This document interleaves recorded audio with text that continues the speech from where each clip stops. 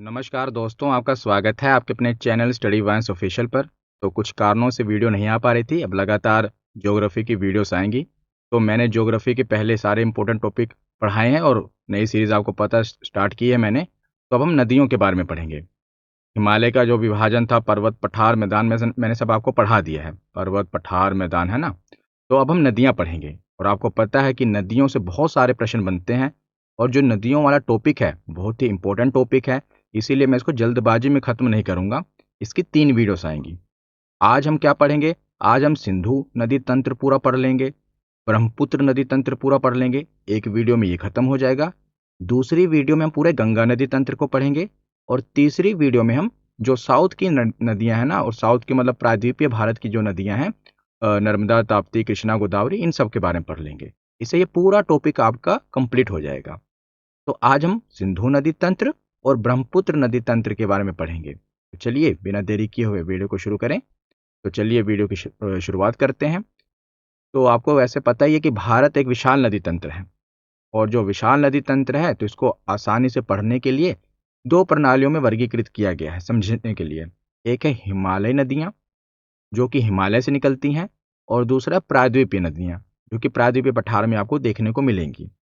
तो हिमालयी नदियों को भी आगे 3 भागों में बांटा गया है: सिंधु नदी तंत्र, ब्रह्मपुत्र नदी तंत्र और गंगा नदी तंत्र। जैसे कि आप देख रहे हो, ये सिंधु नदी तंत्र है, ये गंगा नदी तंत्र है और ये ब्रह्मपुत्र नदी तंत्र है। तो हिमालयी नदियों को 3 तंत्रों में बांटा गया है: सिंधु, गंगा और ब्रह्मपुत्र। और प्रायद्वीपीय नदियाँ जो कि मध्य भारत और दक्षिण भारत की नदियाँ हैं, इनके बारे में आज हम पढ़ेंगे। किसके बारे में? इन दोनों के बारे में। तो इनको पढ़ने से पहले कुछ आपको पता होना चाहिए, कुछ चीज़ें, कुछ शब्दावलियाँ, ताकि आपको, जैसे कि उद्गम स्थल क्या होता है। आगे हम पढ़ेंगे कि इस नदी का उद्गम स्थल यहाँ पर है, इसका मुहाना यहाँ पर है। तो आपको ये शब्दावलियाँ पता होनी चाहिए। उद्गम स्थल का मतलब होता है ओरिजिन या सोर्स ऑफ रिवर। कोई भी नदी जहाँ से निकल रही है, जहाँ से उसकी शुरुआत हो रही है, उसे उद्गम कहा जाता है। इंग्लिश में ओरिजिन कहते हैं या सोर्स कह देते हैं, सोर्स ऑफ रिवर। तो नदी जिस स्थान से स्टार्ट होती है यानी कि शुरू होती है, उसी जगह को उसका उद्गम स्थल कहा जाता है। ठीक। क्योंकि क्या होता है भूगोल में ना, जैसे हम हिंदी पढ़ते हैं, हिंदी वैसे अब जैसे शुरू कहते हैं हिंदी में, शुरुआत, लेकिन ज्योग्राफी यानी भूगोल में, तो भूगोल में उद्गम कहा जाता है। ऐसे ही आप देखोगे कि शब्दावलियाँ अलग अलग, विज्ञान की अलग शब्दावली होती है, भूगोल की अलग शब्दावली होती है। ऐसे है तो ये हिंदी में ही लिखा हुआ, लेकिन इनकी शब्दावलियाँ होती हैं। तो हिंदी में से, सॉरी, भूगोल में इसे कहा जाता है उद्गम, जहाँ से कोई चीज़ शुरू हो रही है। तो अब आगे चलें। उसके बाद संगम या मुहाना किसे कहते हैं? तो जहाँ पर नदी जाकर खत्म हो जाती है, मिल जाती है, समा जाती है, ड्रेन हो जाती है, उसे कहा जाता है, जहाँ नदी जिस स्थान पर जाकर समुद्र या सागर में मिल जाती है, उस स्थान को संगम या मुहाना कहा जाता है। ठीक। अब हम नदियों के वर्गीकरण को देखें। अगर हम रिवर्स की क्लासिफिकेशन करें, तो रिवर्स की क्लासिफिकेशन है, पूर्ववर्ती नदियाँ कहा जाता है, कुछ नदियों को अनुगामी या अनुवर्ती नदी कहा जाता है। देखिए वीडियो में मैं आपको आराम से धैर्य से पढ़ाऊंगा, इसीलिए आराम से आप बैठकर पहले पूरी वीडियो को देखें, समझें। एक ही बार में आपको सारी चीज़ें नहीं समझ आ जाएंगी, क्योंकि आजकल परीक्षाओं में क्या हो गया ना, बहुत सी चीज़ें पूछ लेते हैं। तो ये जो पूर्ववर्ती नदी कौन सी है, अनुगामी, ये सब भी आपको पता होनी चाहिए चीज़ें, इसलिए मैंने ऐड की हैं। और लास्ट में क्या होगा, जो आजकल के पैटर्न के हिसाब से प्रीवियस ईयर क्वेश्चन पूछे जाते हैं ना एग्जाम्स में, वो मैंने कवर किए हैं। पहले पूरी कथा सुनो और लास्ट में प्रसाद लेकर, यानी कि प्रीवियस ईयर क्वेश्चन लगाकर जरूर जाना, ताकि आपको आइडिया हो कि आपको कितना वीडियो देखकर याद हुआ। उसके बाद आप इसको रिवीजन करेंगे। इसकी जो पीडीएफ है फ्री मिलेगी आपको। मैं ज्योग्राफी की सारी पीडीएफ मैंने आपको सीरीज ही फ्री की हुई है।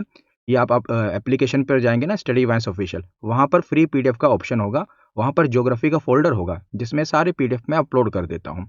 तो पहले यहाँ से आप देखें, रिवीजन की टेंशन मत लें, पीडीएफ से आप रिवाइज कर लेना। तो चलिए अब आराम से सुनिए। नदियों का वर्गीकरण, पूर्ववर्ती नदियां कहा जाता है और कई नदियों को अनुगामी या अनुवर्ती नदी कहते हैं। ठीक।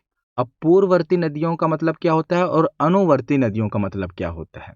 तो पहले देखिए पूर्ववर्ती नदियां कौन सी होती हैं। तो पूर्ववर्ती नदियां वे नदियां होती हैं जो नदी पहाड़ या पर्वत बनने से पहले ही बह रही हो, उसे पूर्ववर्ती नदी कहा जाता है। समझिए आप। जैसे आपको पता है हिमालय जो पर्वत है, पहले हिमालय पर्वत नहीं था ना, प्लेटों के टकराने से बाद में 33 सागर, ये मैंने आपको पढ़ाया हुआ है। फिर उठ गया जो भी गाद वगैरह कचरा वगैरह था, तो वो हिमालय पर्वत का निर्माण हुआ। लेकिन पहले भी वहाँ नदियाँ बह रही थी। अब पर्वत आ गया तो उसने क्या किया, नदियों का मार्ग तो बदल ही दिया ना। इतना बड़ा पर्वत आ जाएगा बीच में तो नदियों का मार्ग बदल गया। तो ये जो नदियाँ थी, ये पर्वत के पहले से बह रही थी कि नहीं? हाँ। और कुछ नदियाँ क्या होगी, पर्वत जब बना उसके बाद बह रही हैं, उन्हें अनुगामी कहा जाएगा। पूर्ववर्ती नदियाँ वे होंगी जो नदी पहाड़ या पर्वत बनने से पहले ही बह रही होती है, उसे पूर्ववर्ती नदी कहा जाता है। आसान भाषा में, पहले नदी थी, बाद में पहाड़ उठा और नदी ने पहाड़ बनने के बाद भी अपना रास्ता नहीं बदला। हाँ, ये भी याद रखिएगा कि जो पूर्ववर्ती नदियां होती हैं ना, ये अपना रास्ता नहीं बदलती। अगर उनके रास्ते में पहाड़ आ रहा है तो पहाड़ को काट देती हैं, काटते हुए बहती हैं, क्योंकि उनमें इतना वेग होता है, इतनी स्पीड होती है। जो नदियाँ पूर्ववर्ती वाली होती हैं, एक तो ये पहाड़ या पर्वत बनने से पहले से बह रही होती हैं। अगर पहाड़ या पर्वत इनके रास्ते में आता है, इनकी दिशाएं कुछ तो बदलती हैं, लेकिन आगे चलकर जो भी पहाड़ पर्वत आ रहा है उसको ये काटते हुए चली जाती हैं, चीरते हुए। ठीक, ये हैं पूर्ववर्ती नदियाँ। और इनकी मुख्य विशेषता क्या है कि ये नदी पर्वत निर्माण से भी पुरानी होती है और पर्वतों को काटकर ये गहरी घाटियां, जिन्हें गोर्ज कहा जाता है, घाटियां हम कहते हैं, कि जैसे पर्वत है, अब इसको बीच में से मान लो नदी बह रही, चीर दिया, तो घाटी बन जाती है, जो कि ऊपर से देखने में एकदम खाई की तरह दिखती है, लेकिन उसके बीच में नदी बह रही होती है। उदाहरण, सिंधु नदी और सतलुज नदी, ये जो नदियां हैं, ये पूर्ववर्ती नदियां हैं। अब अनुगामी नदियां देखें, तो जो नदी पहाड़ या स्थल रूप बनने के बाद वहां की कमजोर चट्टानों के सहारे बहती है, मतलब समझ रहे हो आप, जो नदी पहाड़ या पर्वत के बनने के बाद जो उसकी चट्टानें हैं, जिस और उसकी ढलान है, उस ढलान के हिसाब से वो बह रही हैं। और जो ये वाली नदियाँ थी, वो अगर ढलान नहीं देख रही हैं, वो बह रही हैं, उनका जो रास्ता है अगर वो बीच में आ रहा है तो धीरे-धीरे उन रास्तों को काटती जाती हैं, काटते हुए भी फिर आगे बहती रहती हैं। लेकिन ये जो नदियाँ हैं, ये कमज़ोर चट्टानें जो होती हैं, उनके सहारे बहती रहती हैं और नदी और पहाड़ के बाद इन्हें अनुवर्ती नदियाँ कहा जाता है। आसान भाषा में, पहले पहाड़ बने, फिर नदी बनी और नदी ने आसान और कमज़ोर रास्ता चुना और उसी दिशा में बहने लगी। इसे आप एक ह्यूमन नेचर भी आप समझ सकते हो नदियों से। कुछ क्या होते हैं, एकदम अपने रास्ते में अडिग होते हैं, जो भी मुसीबत आ रही है, मुसीबतों को पार करते हुए बढ़ते हैं। और कुछ कैसे हैं, अवसरवादी भी होते हैं और उनको यहाँ मुसीबत मिली तो इन्होंने ये रास्ता चुन लिया, यहाँ मुसीबत मिली तो ये रास्ता चुन लिया। तो ये अनुवर्ती हैं और ये पूर्ववर्ती हैं। तो अगर आपको इंडियन पॉलिटी पढ़नी है ना, तो अभी तक ये ऑफर चल ही रहा है 121 वाला। मैंने पूरी पॉलिटी पढ़ा दी है एप्लीकेशन पर, स्टडी वांस ऑफिशियल। आप लोगों के व्हाट्सएप पे, ईमेल पर बहुत सारे मैसेज आते हैं कि, और धन्यवाद आपको उन मैसेजेस के लिए। और बाकी मैंने पूरी पॉलिटी पढ़ाई हुई है डिटेल में, एनसीईआरटी, लक्ष्मीकांत, जो भी एआई वगैरह से, और मेरे जो नोट्स हैं मैंने सारे इसमें डाल दिए हैं। बिल्कुल आसान भाषा में, आपको कभी पॉलिटी दोबारा पढ़ने की ज़रूरत नहीं पड़ेगी, इतना आसान है। और साथ में आपको पूरी पॉलिटी की ई बुक भी मिलेगी, इंडियन पॉलिटी की इसी कोर्स में, समझ लीजिए फ्री है वो आपके लिए। और सब रिकॉर्डेड वीडियो है, जब मर्जी आपको देखना देखिए, 1 ईयर की पूरी इसकी वैलिडिटी है। और लैपटॉप पर भी आप चला सकते हो उसको। और ई बुक वगैरह जैसे इस पे 99 लिखा है, प्राइस इसका आधा हुआ है, लगभग 60 रुपए की ई बुक मिलेगी आपको एक। आप ये भी एप्लीकेशन पर बाय कर सकते हैं। आपको कोई दिक्कत आती है, आप इस नंबर पर व्हाट्सएप कर सकते हैं, ठीक। और करंट अफेयर जो है ना, मैंने फ्री में डाल दिया है, पूरा जो करंट अफेयर की ई बुक है एप्लीकेशन पर फ्री है, आप डाउनलोड करके पढ़िए पूरा करंट अफेयर। और टेलीग्राम को ज्वाइन कर लीजिए, यहाँ पर आपको अपडेट वगैरह मिलता रहता है। इन सब का लिंक वीडियो के डिस्क्रिप्शन में दिया हुआ है। तो अब आगे चलें, तो नदियों का वर्गीकरण, अरे वही जो अभी हम पीछे पढ़ रहे थे, पूर्ववर्ती नदियां हमने पढ़ ली थी ना, अब अनुवर्ती नदियों की विशेषता क्या है। तो ये स्थल रूप बनने के बाद विकसित होती हैं और कमजोर चट्टानों के अनुसार ये अपना मार्ग बनाती हैं। उदाहरण के रूप में जो चंबल नदी है, बेतवा नदी है, ये बनी कब, तो ये बनी ये क्या कहते हैं, पूर्ववर्ती नदियां नहीं, अनुवर्ती नदियां हैं। अनुवर्ती नदियां और पूर्ववर्ती नदियों में आपको डिफरेंस तो समझ आ गया ना, कि पहले पहाड़ बने और एक फिर नदियां बनी। एक में क्या, पहली नदियां थी, बाद में पहाड़ पर्वत आए, पर उन्होंने रास्ता नहीं बदला। तो अब हम पहले पढ़ते हैं इंडस रिवर सिस्टम, यानी कि सिंधु नदी प्रणाली के बारे में। तो इसका पूरा डायग्राम बनाया हुआ है मैंने। तो पहले हम डायग्राम से समझते हैं, ये देखिए। अब आपको एकदम से देखकर डायग्राम लग रहा होगा, अरे कितना कठिन है, ये कहाँ कहाँ से नदी बह रही है, कुछ समझ ही नहीं आ रहा। कठिन नहीं है, बहुत आसान है। पहले इसको जहाँ जहाँ मैं ड्रॉ करूंगा उस पर फोकस करिए। मैं इसको थोड़ा, एक मिनट रुकिए। रेड कलर समझ आ रहा है कि दूसरा कलर ले लेता हूँ, येलो ले लेता हूँ, चलो ठीक है। नहीं, हाँ ये ठीक, ये दिख रहा है। अब देखिए, बहुत आसान है, मैं जो ड्रॉ करूंगा और जहां पर आपको अभी दिखा रहा हूं बस उतना ही देखते चले जाइए, आगे कुछ नहीं। तो सबसे पहले सिंधु नदी, मेन नदी सिंधु नदी है, बाकी इसकी सहायक नदियां हैं, ठीक। मेन नदी कौन सी है? सिंधु नदी। सिंधु नदी। बाकी नदियां इसकी सहायक नदियां हैं। तो जो सिंधु नदी है ना, ये मानसरोवर झील, जो कि बोखरचू क्या कहते हैं, ग्लेशियर है, हिंदी में हिमनद कहा जाता है, बोखरचू हिमनद, यहाँ से निकलती है। मानसरोवर झील के पास एक ग्लेशियर है बोखरचू, यहाँ से ये, जो कि तिब्बत में है। तिब्बत पर आपको पता है चाइना ने अब कब्जा कर लिया हुआ है, तो चाइना के अंदर आता है। तो यहाँ से ये नदी निकलती है, सिंधु नदी। और उसके बाद ये भारत में क्या कहते हैं, लद्दाख में प्रवेश करती है। और जहाँ से ये प्रवेश करती है, इस पॉइंट को कहते हैं दमचौक। बस जहाँ जहाँ मैं जो जो बता रहा हूँ ये सब इंपॉर्टेंट है। दमचौक से ये नदी एंटर करती है लद्दाख में होते हुए। फिर आप ये देख रहे हैं, लद्दाख में होते हुए जब ये भारत से निकलती है, वो वाला पॉइंट है चिल्लास। अब यहाँ पर दो पॉइंट आपको समझ आएंगे। सिंधु नदी जब भारत में एंटर करती है लद्दाख में, तो वहाँ उसका नाम है दमचौक। और जब ये भारत से निकलकर पाकिस्तान में जा रही है, तो आखिरी पॉइंट का नाम है चिल्लास। यहाँ से फिर ये पाकिस्तान में एंटर कर जाती है। सिंधु नदी 3 देशों में होकर बह रही है। एक तो आप देख रहे हो तिब्बत, यानी कि जो कि चीन के अंदर है, तो चीन हो गया। दूसरा भारत के लद्दाख में है, तो भारत। और तीसरा पाकिस्तान में। और पाकिस्तान की तो ये मेन नदी है। जैसे भारत की एक तरह से गंगा नदी है ना, वैसे पाकिस्तान की ये प्रमुख नदी है, सिंधु नदी। तो पहले इतना आपको समझना है। क्या पॉइंट समझना है, साथ ही साथ रिवीजन भी करेंगे। सिंधु नदी कहाँ से निकलती है? तिब्बत के बोखरचू ग्लेशियर से। कई बार मानसरोवर झील दे दिया होता है, लेकिन ये जो झील है, इसमें पानी आ कहाँ से रहा है? ग्लेशियर से आ रहा है। तो मुख्य रूप से ग्लेशियर से निकलती है ये नदी, ठीक। और भारत में जो एंटर करती है लद्दाख में, उसका नाम है दमचौक। और भारत से जब ये निकलती है, तो उसका नाम है चिल्लास, जिस पॉइंट से। उसके बाद ये पाकिस्तान में चली जाती है। इतना आपको समझ में आ गया? तो ये है सिंधु नदी। इसको मैं साथ में आपको ये देखिए ऐसे कर ही देता हूँ। ये सिंधु नदी है, ये येलो कलर की जा रही है, ये वाला पूरा, ये सिंधु नदी है। सिंधु नदी अब आपको दिख रही है। अब देखिए, सिंधु नदी में क्या होता है, कुछ नदियां बाईं ओर से और कुछ नदियां इसके दाईं ओर से आकर मिलती हैं। कुछ बाईं ओर से और कुछ दाईं ओर से। अब बायां और दायां कैसे पता चलता है किसी भी नदी का? क्योंकि आजकल जैसे क्या होता है ना, एग्जामिनर पूछ क्या लेता है कि इसके बाईं ओर कौन सी नदी आकर मिलती है निम्नलिखित में से। सहायक नदियां तो आप पढ़ ही लोगे कि झेलम, चिनाब, रावी, ब्यास, ये सब है।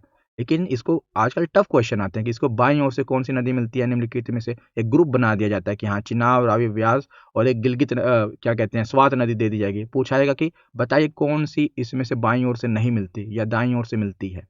तो आपको थोड़ा डिटेल में पढ़ना पड़ता है ना, इसीलिए इस डायग्राम से क्या होगा, आपके माइंड में चीजें घुस जाएंगी।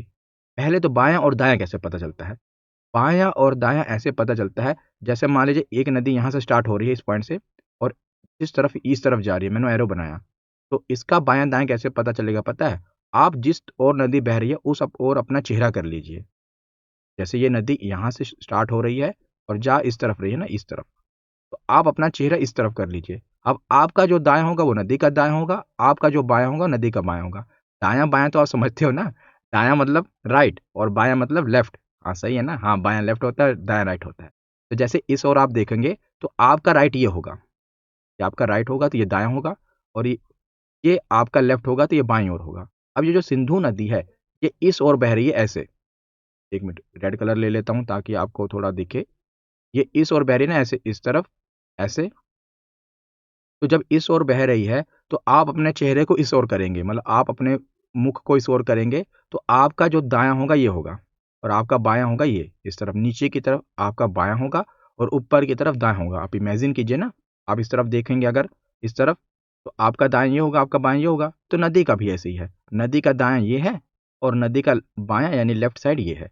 अब नीचे की और जो भी नदियां हैं, वो नदी सिंधु नदी में बाईं ओर मिल रही हैं। और ऊपर से जो भी नदी आ रही होगी, आप समझ लीजिए वो सिंधु नदी में दाईं ओर मिल रही होगी, राइट साइड मिल रही होगी। इतना आपको समझ में आया?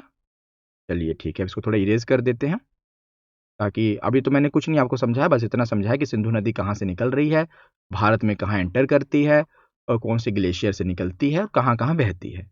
इतना आपको क्लियर हो गया होगा, आशा करता हूँ। तो अब आगे चलते हैं। अब ये सिंधु नदी आपको ये पता नहीं, मोटी वाली जो सबसे ऊपर आप देख रहे हैं, यही सिंधु नदी, हाँ ये वाली। तो ये तो सिंधु नदी है। अब इसमें पहले हम क्या करते हैं, ऊपर वाली यानी कि जो राइट साइड से, जो दाईं ओर से, दाईं लिख भी देता हूँ यहाँ पर, दाईं, जो दाईं ओर से नदियां आ रही हैं वो देख लेते हैं। तो यहाँ से एक सियाचिन ग्लेशियर से नदी आती है जिसका नाम है नुब्रा, और एक आती है शोक। नुब्रा और शोक नदी आकर सिंधु नदी में दाईं ओर से मिल जाती है। कौन सी? नुब्रा और शोक बाद में एक ही नदी बन जाती हैं और आगे आकर मिल जाती हैं। इतनी छोटी छोटी नदियां होती हैं ना कि इनसे ज्यादा प्रश्न नहीं बनते। हाँ, बस यही बनता है कि शोक नदी जो है किसकी सहायक नदी है, सिंधु नदी की सहायक नदी है। और किस तरफ आकर मिलती है इसमें सिंधु नदी में, तो दाईं ओर से आकर मिलती है। तो नुब्रा, शोक, और उसके बाद एक गिलगित। गिलगित आपको पता है पीओके में है, तो भारत का ही अभिन्न हिस्सा, लेकिन अभी पीओके में है। तो गिलगित एक नदी है जो आके दाईं ओर से मिलती है। और इसी के साथ काबुल और स्वात, ये भी क्या है ना कि जहां से ये नदी निकल रही है उनकी पहाड़ियों से, वही उसका नाम रख दिया गया है, काबुल, स्वात, गिलगित। और इधर से सुलेमान पर्वत श्रेणी से दो नदियां निकलती हैं, ये पूछी जाती हैं, गोमल और कुर्रम। आप देखिए, गोमल और कुर्रम ये पाकिस्तान में मिलती है, लेकिन अब सिंधु नदी तो है ही ना वो, चाहे पाकिस्तान में क्यों ना बह रही हो, हम पढ़ रहे हैं इसके बारे में। तो देखिए कौन कौन सी आपने पढ़ी कि दाईं ओर से मिलती है। शोक, नुब्रा, दो हो गई, गिलगित 3, स्वात 4, काबुल 5, कुर्रम 6, गोमल 7। तो क्या सभी इंपॉर्टेंट है? और भी छोटी छोटी नदियां यहाँ पर मिलती हैं, ऐसा नहीं है कि बस इतनी ही मिलती हैं, और भी मिलती हैं। लेकिन हर एक नदी के बारे में पढ़ना, ऐसे अगर आप पढ़ने लगोगे ना कि एक नदी में बहुत सी नदियां अगर मिलेंगी, लेकिन जो आपकी परीक्षा के लिए इंपॉर्टेंट है, जो एक प्रमुख नदी है, वही हमें पढ़नी होती है। अगर मैं आपको प्रमुख नदियों में भी बता दूं, तो शोक के बारे में बहुत बार पूछा गया है कि शोक किसकी सहायक नदी है, तो सिंधु की सहायक नदी है। गोमल, कुर्रम, इनके बारे में बहुत पूछा गया है। और काबुल, गिलगित के बारे में इतना नहीं पूछा गया है। तो मैं आपको साथ साथ बताता भी रहूंगा कि क्या आजकल परीक्षा में पूछा जा रहा है। तो गोमल, कुर्रम, शोक और नुब्रा, ये पूछे जाते हैं। अब आपको क्या कहते हैं, दाईं ओर से क्लियर हो गए होंगे, क्योंकि जो इसकी बाईं ओर से मिल रही है ना नदियां, वो ज़्यादा इंपॉर्टेंट है, क्योंकि वो भारत में होकर गुजर रही हैं। तो ज़्यादातर प्रश्न बाईं ओर से आते हैं, लेफ्ट ओर से। कि हम राइट वाला छोड़ेंगे, नहीं छोड़ेंगे, इसलिए हमने राइट वाला भी पढ़ लिया। अब हम बाईं ओर वाला पढ़ते हैं। इसको इरेज इरेज कर दूं, तो आपको दाईं ओर वाला समझ आ गया। अब बाईं ओर समझते हैं कि बाईं ओर से कौन कौन सी नदियां मिलती हैं। बाईं ओर में क्या है ना कि उसका क्रम भी पूछ लिया जाता है। अभी क्या कहते हैं, एनटीपीसी के एग्जाम में ही पूछा गया था कि सिंधु नदी में जो बाईं ओर से नदियां मिलती हैं, कौन सी ओर से, याद किया, बाईं ओर से, उनका उत्तर से दक्षिण में क्रम बताओ। उत्तर आपको पता है ऊपर की ओर होता है और दक्षिण नीचे की ओर होता है। उत्तर से दक्षिण मतलब ऊपर से लेकर नीचे की ओर क्रम बताओ। तो जैसे सिंधु नदी है, इसमें बाईं ओर से ये दाईं ओर है और नीचे बाईं ओर है। मैंने आपको बताया, आप अपना चेहरा उस तरफ रखोगे तो आपको पता चलेगा। तो इनमें 5 नदियां मिलती हैं, जिन्हें पंचनद कहा जाता है। और पंजाब का नाम ही इसीलिए पड़ा है इन 5 नदियों से, क्योंकि ये अभी तो पाकिस्तान हो गया, लेकिन पहले तो ये भी आपको पता है कि पंजाब ही था। तो इसीलिए पंजाब का नाम ही, आब का मतलब होता है जल, पानी, और पंज मतलब 5, तो 5 नदियों की जो धरती थी ना, वही पंजाब। अब तो आपको पता है कि बंटवारा हो गया, तो ये नदियां पाकिस्तान में भी अब चली गई, नहीं तो पहले तो इसीलिए पंजाब का नाम ही इसी से पड़ा है। इसे इस पंचनद कहते हैं। तो देखिए, हाँ, उत्तर से दक्षिण में आपको बता रहा था। तो सिंधु नदी में उत्तर से दक्षिण के क्रम में आप लगाओगे ना, तो सबसे ऊपर झेलम नदी आ रही है, आपको दिख रहा है। फिर चिनाब आती है, रावी, ब्यास और सतलुज। सतलुज ये सबसे नीचे वाली है, ये रही, देखिए, यही नदी जो नीचे वाली है, ये सतलुज है।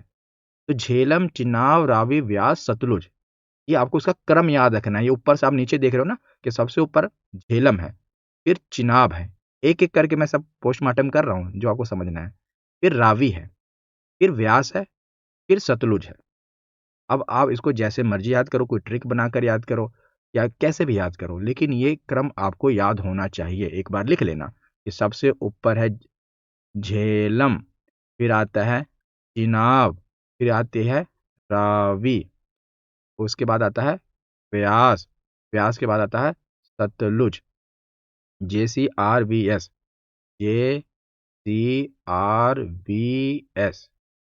झेलम, चिनाब, रावी, व्यास, सतलुज। ठीक, JCB नहीं बन रहा है, JCR बन रहा है, नहीं तो और याद हो जाता। तो JCRVS, झेलम, चिनाब, रावी, व्यास, सतलुज, ये इसका क्रम है। और ये प्रश्न इतनी बार पूछा गया ना, केवल रेलवे में नहीं, SSC में, रेलवे में। मैं एक एग्जाम देख रहा था, कोई अपना टीचर का एग्जाम था, उसमें भी ये प्रश्न पूछा गया था कि उत्तर से दक्षिण के क्रम में लगाओ। तो बहुत बार ये प्रश्न पूछा गया है, इसलिए मैं आपको जोर दे रहा हूँ कि इसको याद रखना। झेलम, चिनाब, रावी, व्यास, सतलुज। अब ये चीजें आपको याद हो गई। अब आगे बढ़ते हैं। इसी प्रकार ये डायग्राम पढ़ना होता है, समझना होता है कि क्या चीजें पूछी जा रही हैं, नहीं तो हम पढ़ने के तो बैठेंगे, देखने लगेंगे, हाँ ये देख लिया, वो देख लिया। आजकल परीक्षा में क्या बन रहा है वो पढ़ो। तो चलिए, और जो भी अपडेट हुआ है, मैंने इंडियन ज्योग्राफी पहले भी यूट्यूब पर पढ़ाई हुई है, लेकिन बहुत सी चीज़ें समय समय पर अपडेट होती रहती हैं। अब इसमें मैं पूरा अपडेट आपको पढ़ा रहा हूँ कि हाँ कुछ चीज़ें बदली हैं, तो वो भी आपको इसी में बताऊंगा। तो अब देखिए, सबसे पहले झेलम नदी शुरू करें। सिंधु नदी पढ़ा, ऊपर की जो इसके क्या कहते हैं राइट साइड की नदी हमने पढ़ी। अब नीचे की ओर चलते हैं, तो सबसे पहले आते हैं झेलम नदी। ये आप जो देख रहे हो ये रहे झेलम नदी। ये यहाँ पर इसका भारत और पाकिस्तान में बॉर्डर भी बनाती है, ये आप देख रहे हैं।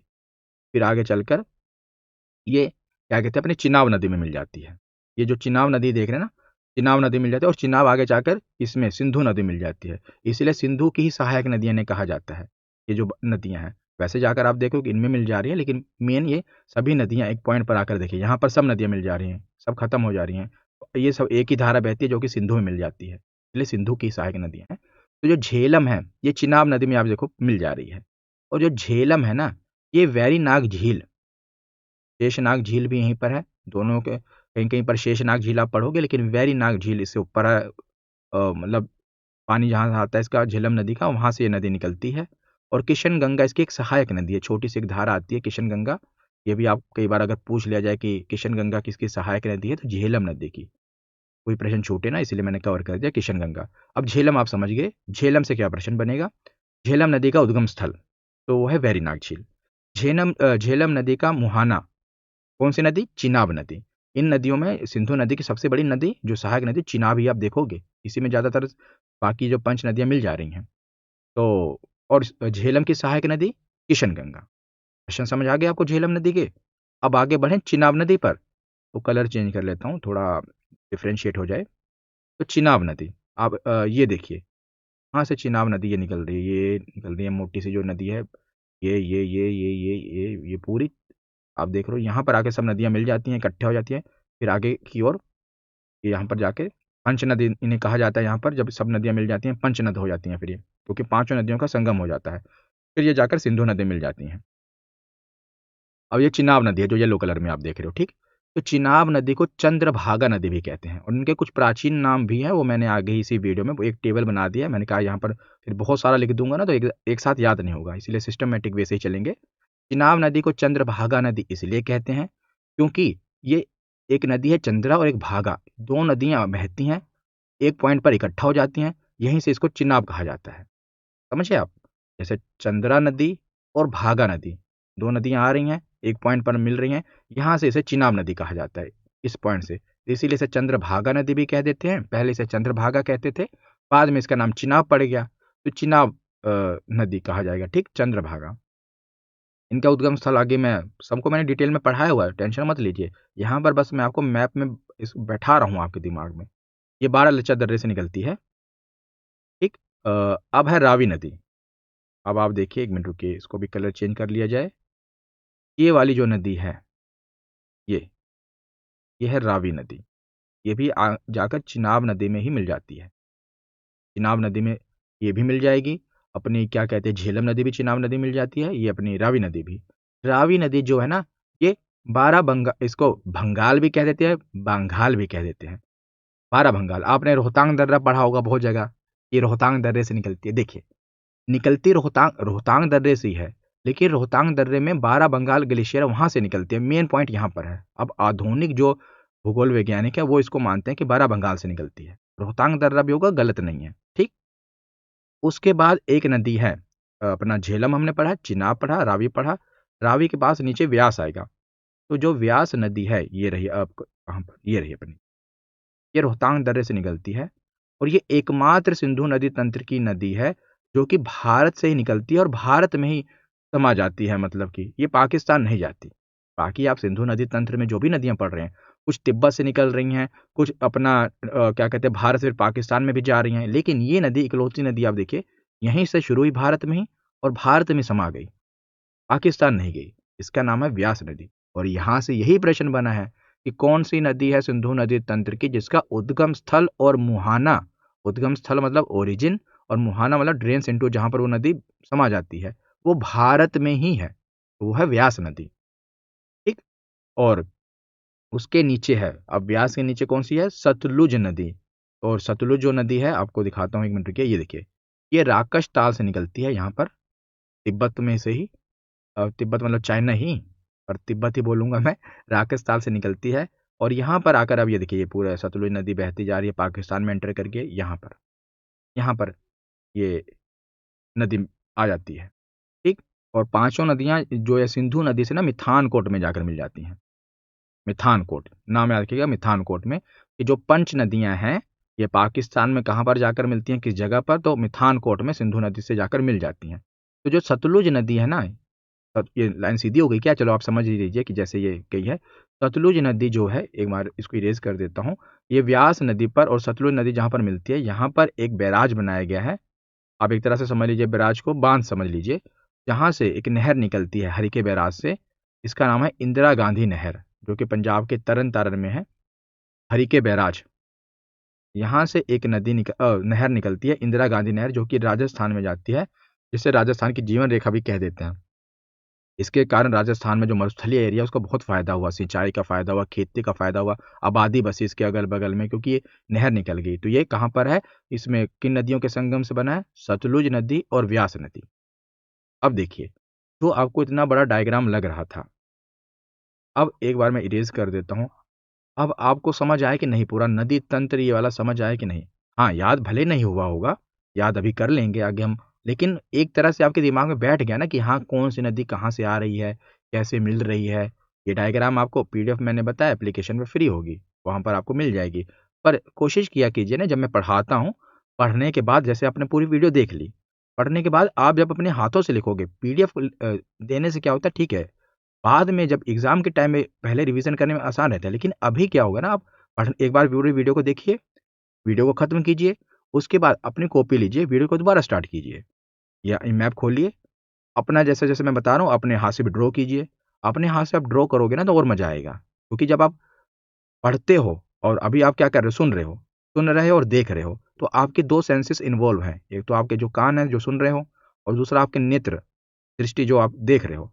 लेकिन जब आप लिखोगे, लिखने में आपका टच सेंसेस, जितनी सेंसेस आप किसी भी प्रोसेस में इन्वॉल्व करते हो ना, वो चीज़ उतनी ज़्यादा आपके दिमाग में जाती है। जितनी इंद्रियाँ आप जिस चीज़ में जोड़ोगे, उतना आपके दिमाग में ज़्यादा जाएँगी। तो ये हमने पढ़ा सिंधु नदी तंत्र, इंदिरा गांधी नहर भी पढ़ ली। अब क्या करते हैं, अब इसके हम डिटेल में पढ़ते हैं थोड़ा-थोड़ा जो भी पूछा जाता है। तो सिंधु नदी, 1 मिनट रुकिए, पीछे भी सिंधु नदी के बारे में था ना? हाँ, ये देखिए, सिंधु नदी। अब इसका उद्गम स्थल, यहाँ पर पूरे शॉर्ट नोट्स। तो इसका उद्गम स्थल तिब्बत चीन के कैलाश पर्वत श्रेणी में मानसरोवर झील के पास, 1 मिनट रुकिए रेड कर लेता हूँ इसको। हाँ, ठीक है। पोखरचू ग्लेशियर से, जिसे सानो कैबाब ग्लेशियर भी कहा जाता है, लेकिन अब जो वैज्ञानिक हैं पोखरचू ग्लेशियर मानते हैं। अगर ये भी लिखा होगा, मैंने ना जो पुराने हैं वो भी छोड़े नहीं हैं, उनको भी लिख देता हूँ, ताकि अगर किसी परीक्षा में हो सकता है वही पूछ लिया जाए तब। लेकिन अब पोखरचू ग्लेशियर वैसे है।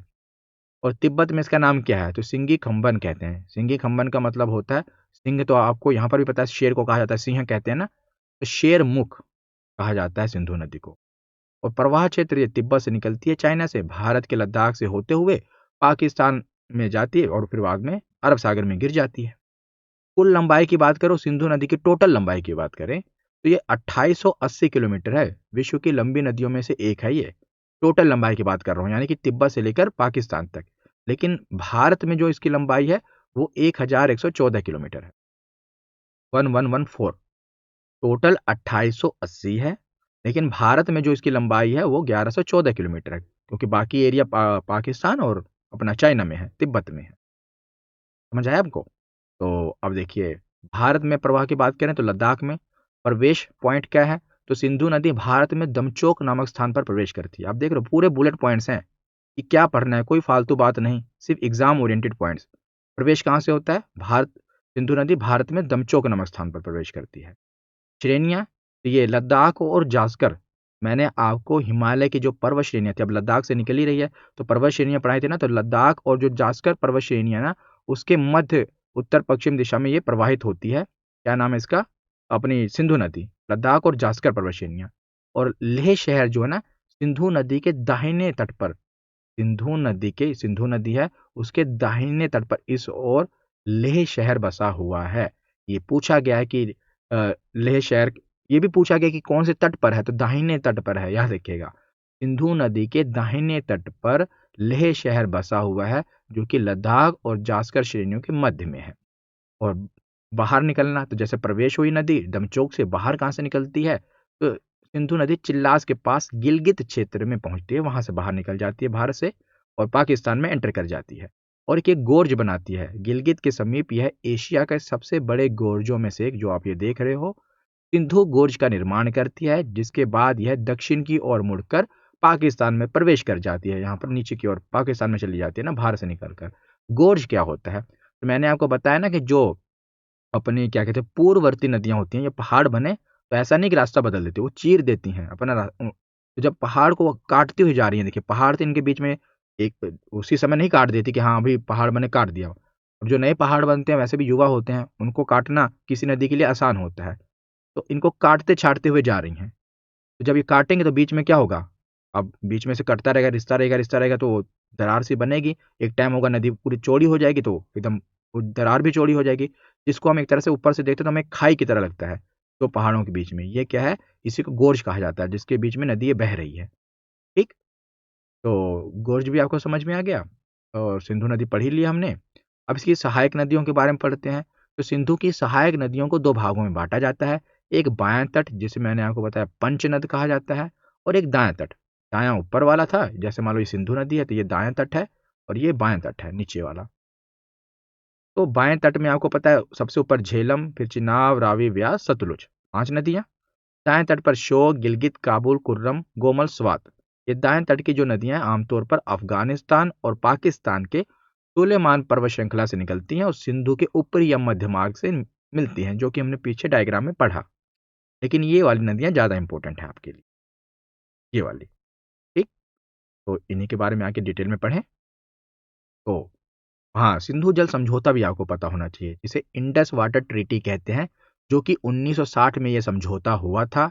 इसमें क्या था कि जैसे देखिए, इसमें जो पश्चिमी नदियां थी ना, ये पाकिस्तान को दे दी गई और पूर्वी नदियां भारत को। अब पश्चिमी नदियां कौन सी हैं, तो देखिए अभी डायग्राम का पर है, ये रहा, ये डायग्राम है ना। तो सबसे ऊपर सिंधु नदी है, फिर झेलम और चिनाब, इन 3 नदियों का ज्यादातर पानी का हक पाकिस्तान को दे दिया गया। रावी, व्यास और सतलुज, ये जो नीचे वाली नदियां, इन तीनों नदियों का पानी का अधिकतर जो क्या कहते हैं उपयोग भारत को दे दिया गया। सिंधु, झेलम, चिनाब, ऊपर वाली तीनों पाकिस्तान, और नीचे वाली तीनों रावी, व्यास, सतलुज भारत। 20% और 80% में ये डिवाइड किया गया था मामला, वो अभी समझ लेते हैं। देखिए कहाँ गया, ये एक मिनट आगे है। सिंधु, चिनाब, झेलम का मात्र 20% जो जल सिंचाई है, बिजली उत्पादन और घरेलू उपयोग के लिए भारत को अधिकार मिला, और भारत इनके प्रवाह को रोक या प्रभावित नहीं कर सकता। वर्ल्ड बैंक ने हमारे और पाकिस्तान के बीच में मध्यस्थता की थी, इंटरमीडिएशन का रोल किया था, और उन्होंने कहा था कि जो ऊपर की 3 नदियां हैं, इसका 80% जो वाटर है वो पाकिस्तान यूज करेगा, 20% वाटर भारत यूज करेगा, और भारत इसे क्या कहते हैं सिंचाई, बिजली उत्पादन और घरेलू उपयोग के लिए कर सकता है, लेकिन इनके रास्तों को रोक नहीं सकता। मतलब नदी का मार्ग रोक नहीं सकता, ये नहीं कि रोककर अपने भारत में किसी और मोड़ दिया जाए। और जो ब्यास, रावी और सतलुज नदियां थी, इसके 80% जल का इस्तेमाल भारत को दे दिया गया, और इनके प्रवाह को पूरी तरह से नियंत्रण करने का भी अधिकार भारत को दे दिया गया कि भारत इनके प्रवाह को नियंत्रण कर सकता है।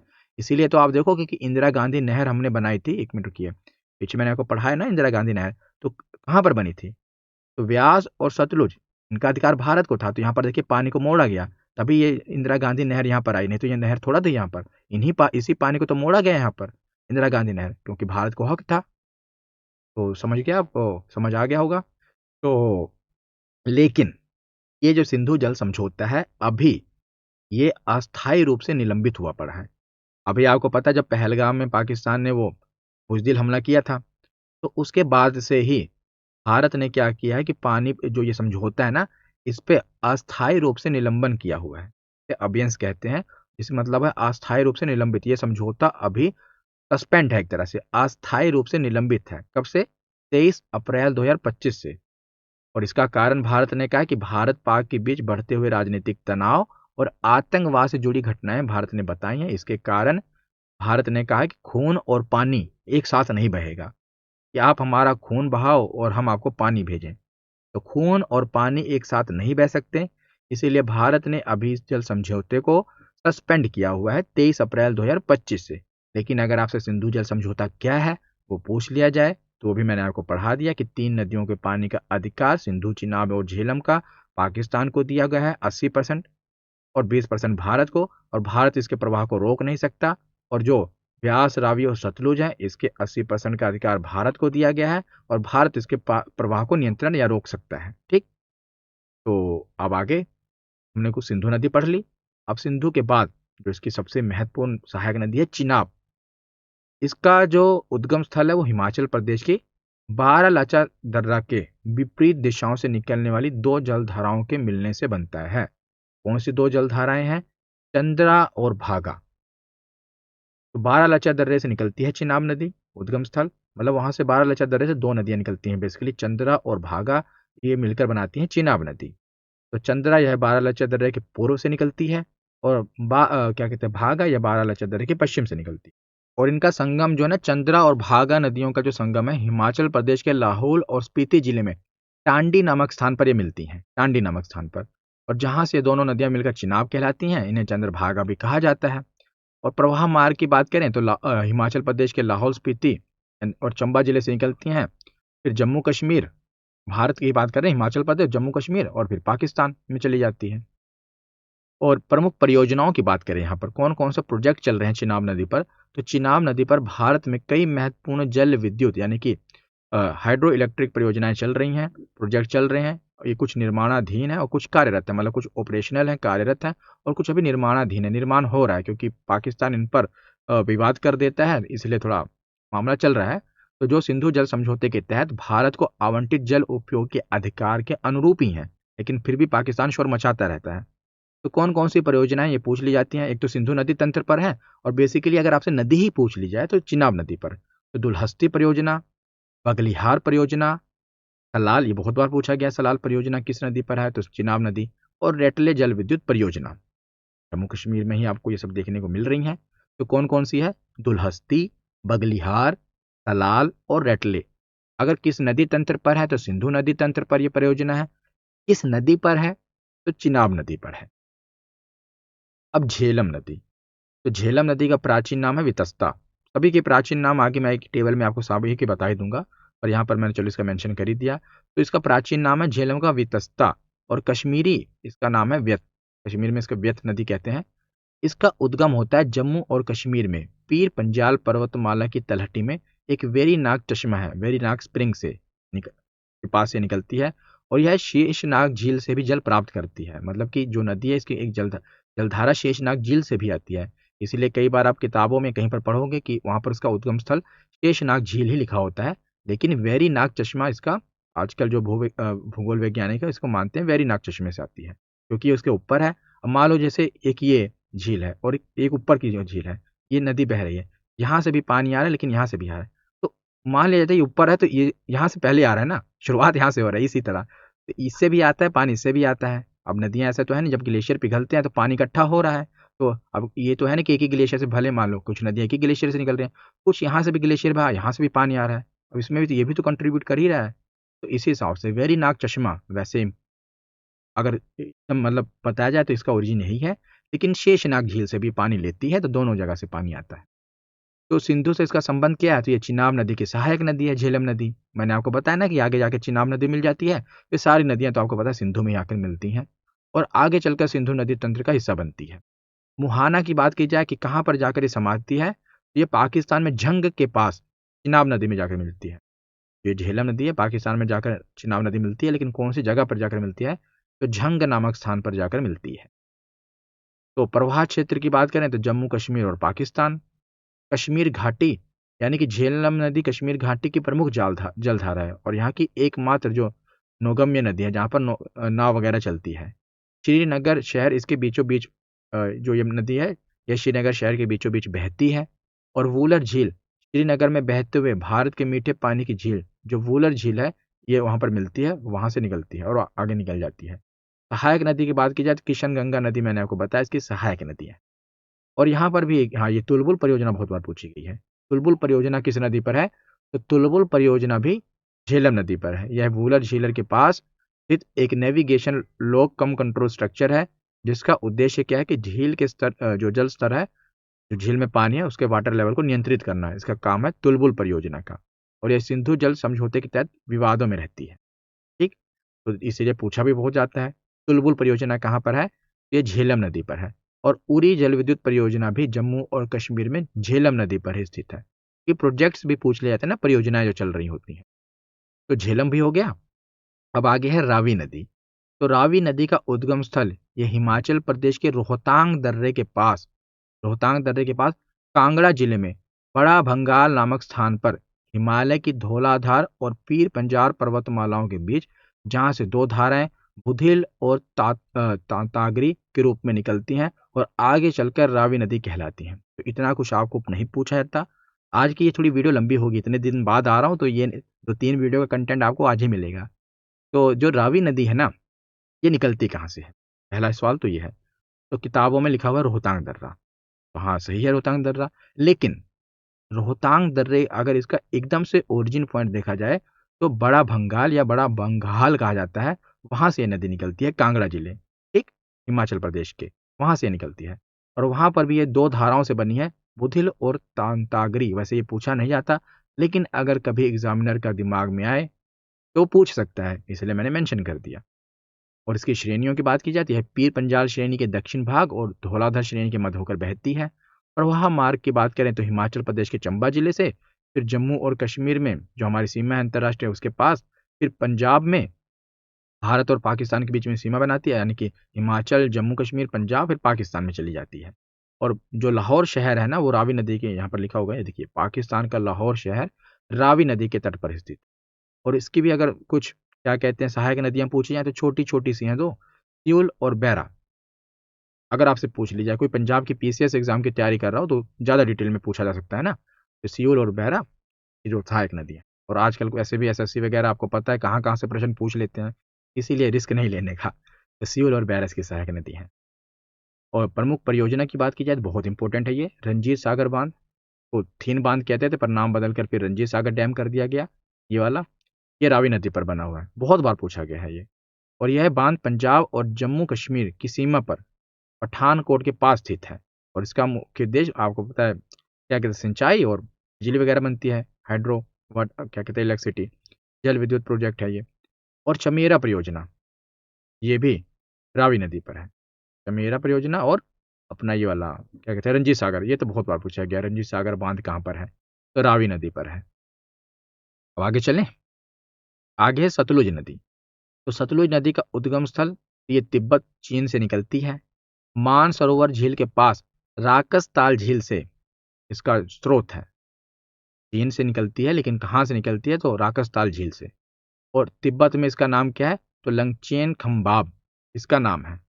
और वहाँ मार्ग की बात करें तो चाइना यानी तिब्बत से, फिर भारत में हिमाचल प्रदेश और पंजाब में होते हुए पंजाब का जो लुधियाना शहर है जहाँ पर मैं रहता हूँ अभी, तो लुधियाना शहर में यह सतलुज नदी बहती है। लुधियाना, फिरोजपुर और लुधियाना पूछा भी गया तो मैंने वैसे मेंशन कर दिया। तो पंजाब में लुधियाना शहर से। तो आप में से कई स्टूडेंट पूछते रहते हो कि सर आप कहाँ से हो? देखिए, वैसे मैं उत्तर प्रदेश के अमेठी से हूँ। अमेठी आपने सुना होगा, राहुल गांधी के कारण थोड़ा रहता है फेमस। तो अमेठी से वैसे मैं हूँ, लेकिन मेरी पढ़ाई लिखाई सब कुछ मैं यहीं पर लुधियाना शहर में हुई है। तो मैं पंजाब के लुधियाना में ही अभी रहता हूँ। तो वहाँ से ये सतलुज नदी बहती है। मेरे घर से 2-3 किलोमीटर की ही दूरी पर ये सतलुज नदी बहती है। अभी जब बाढ़ वगैरह आई थी इसीलिए बहुत कुछ हो गया था यहाँ पर। सतलुज नदी से बाढ़ वगैरह आ गई थी, पंजाब में बहुत बुरा हाल था। तो हाँ, कहाँ पर थे हम? तो तिब्बत, भारत और पाकिस्तान, 3 जगह। और भारत में प्रवेश की बात की जाए तो यह हिमाचल प्रदेश में शिपकीला दर्रे के समीप से शिपकीला गोर्ज का निर्माण करते हुए प्रवेश करती है। शिपकीला दर्रे से निकलती है, हिमाचल प्रदेश में शिपकीला दर्रे के समीप से ये प्रवेश करती है। फिर आगे ये पंजाब और पाकिस्तान में जाती है। और वहाँ क्षेत्र की बात करें तो मैंने आपको बताया हिमाचल प्रदेश, पंजाब राज्य में बहती है। मुहाना, तो ये पाकिस्तान में चली जाती है। तो पाकिस्तान में कहाँ पर जाकर ये चिनाब नदी में मिलती है? तो बहावलपुर में, पाकिस्तान के पास बहावलपुर में चिनाब नदी में ये जाकर मिल जाती है। और चिनाब और सतलुज का यह संगम बाद में आगे चलकर आपको पता है पंचनद के रूप में मिठानकोट के पास सिंधु नदी में मिल जाता है। जो पांचों नदियां मिलती हैं ये मिठानकोट में, पाकिस्तान के पास, जब इन्हें पंचनद कहा जाता है, सिंधु नदी मिल जाती हैं। तो और भाखड़ा नांगल परियोजना बहुत इंपॉर्टेंट है। भाखड़ा नांगल परियोजना इसी नदी पर है। यह भारत की सबसे बड़ी बहुउद्देशीय नदी घाटी परियोजनाओं में से एक है, जो कि सतलुज नदी पर स्थित है। इसे सतलुज भी कहते हैं और सतलज भी कह देते हैं। लोकल लैंग्वेज में यहाँ पर सतलज ही कहा जाता है। और भाखड़ा जो बांध है, भाखड़ा नांगल दो है। ऊपर भाखड़ा है और नीचे की ओर नांगल बना हुआ, ताकि इसका पानी अगर कंट्रोल ना रहे तो नांगल में कंट्रोल कर लिया जाए। तो हिमाचल प्रदेश में भाखड़ा है और नांगल पंजाब में है, बॉर्डर पर ही है दोनों। तो भाखड़ा नांगल, ठीक। अब व्यास नदी, झेलम, चिनाब, मतलब हमने सतलुज पढ़ लिया, रावी भी पढ़ लिया, व्यास पढ़ते हैं। तो जो व्यास नदी है ये हिमाचल प्रदेश से निकलती है और रोहतांग दर्रे के पास व्यास कुंड से निकलती है। और भारत में यह हिमाचल प्रदेश में एवं पंजाब राज्य में बहती है और यह हिमाचल प्रदेश में कुल्लू घाटी से होकर गुजरती है। इसका मुहाना बात की जाए तो पंजाब के कपूरथला जिले में हरिके नामक स्थान पर यह सतलुज नदी में मिल जाती है। और इसी स्थान पर आपको पता है हरिके बैराज बना है, जहां से इंदिरा गांधी नहर निकलती है जो राजस्थान में बहती है। और सिंधु नदी तंत्र में व्यास नदी ही केवल ऐसी नदी है जो भारत में ही बहती है, यानी कि इसका उद्गम भी भारत में है और मुहाना भी भारत में है। और प्रमुख योजना की बात की जाए तो पोंग जो बांध है ये व्यास नदी पर बना हुआ एक महत्वपूर्ण बांध है, जिसे महाराणा प्रताप सागर भी कहा जाता है। ये वाला जो आप देख रहे हो डैम, पोंग डैम, ये व्यास नदी पर बना हुआ है। अब जो नदियां हैं हमने पढ़ी सिंधु नदी तंत्र की, प्राचीन इनके कुछ नाम हैं। तो सिंधु नदी को पहले भी सिंधु ही कहा जाता था। झेलम का पहले नाम, प्राचीन नाम था वितस्ता। चिनाब का नाम था अस्कनी। रावी नदी को परुशनी या इरावती नदी कहा जाता था। व्यास नदी को विपाशा। सतलुज नदी को शतद्रु या शतुद्री कहा जाता था। पहले ये प्राचीन नाम है, जो वैदिक काल में इनके ये नाम थे, अब इनके ये वर्तमान नाम है। तो सिंधु नदी तंत्र के 5 प्रमुख दोआब, हाँ ये भी पढ़ लेते हैं। दोआब क्या होता है? जैसे एक ये नदी बह रही है और एक ये नदी बह रही है, ठीक। आगे जाकर ये नदी कहीं मिली जाएगी दोनों। तो अब इनके बीच में जो जमीन है इसे दोआब कहा जाता है। दो आब, दो आब मतलब नदी, दो मतलब दो। तो जो दो नदियों के बीच का भाग है, दो नदियों, ये नदी बह रही, ये नदी बह रही है, इनके बीच का जो भाग है उसे दोआब कहा जाता है। तो जैसे पूछा जाएगा विष्ट दोआब किन दो नदियों का दोआब है, बारी दोआब किन का है, रचना किसका है, तो बहुत ही आसान है, इसमें कुछ पढ़ने की जरूरत वैसे है नहीं, लेकिन ये प्रश्न इतनी बार पूछा जाता है। तो इनके पहले पहले अल्फाबेट को ले लेते हैं। जैसे देखिए व्यास और सतलुज, तो सतलुज है ना, सतलुज, तो एस टी, तो स्ट, और व्यास व या, तो विष्ट, समझ रहे हो आप। जैसे बारी है तो ब्यास का ब और रावी का री ले लिया तो बारी बना दिया। रचना में रा, चिनाब का चना ले लिया। चाज में चिनाब का ची ले लिया, और सॉरी चा ले लिया, और झेलम का झा ले लिया, जा ले लिया, तो चाज बना लिया। झेलम और सिंधु को सिंध सागर जो आप कहते हैं। तो ये अब दो नदियां जब मिली होंगी ना, तो आप उनको पढ़ोगे ना इंग्लिश में या हिंदी में भी पढ़ लोगे, तो ऐसे ही आपको इसका दुआ पता चल जाएगा। इसको तो रटने की जरूरत है ही नहीं। चिनाब, झेलम, बिष्ट, बारी, रचना, चाज बहुत आसान है। तो यहाँ पर हमने लगभग लगभग लगभग क्या सब सिंधु नदी तंत्र तो खत्म कर ही दिया। अब ब्रह्मपुत्र भी आज ही की वीडियो में खत्म करेंगे, ताकि आप भले पॉज करके देख लेना, लेकिन मैं तो एक ही बार में पूरा रिकॉर्ड करके आपको पढ़ा रहा हूँ, आप आराम से देखिए। अब हम ब्रह्मपुत्र नदी तंत्र के बारे में पढ़ते हैं। यहाँ पर भी पूरा मैंने नदी तंत्र बनाया हुआ है, अब इनके बारे में पढ़ें। तो चलिए, पहले वैसे ही मैप पूरा देखेंगे और मैप से समझेंगे, फिर इसको वैसे जैसे मैंने आपको पढ़ाया वैसे पढ़ेंगे। तो सबसे पहले देखिए, जो ब्रह्मपुत्र नदी तंत्र है ये तिब्बत के पठार से निकलती है।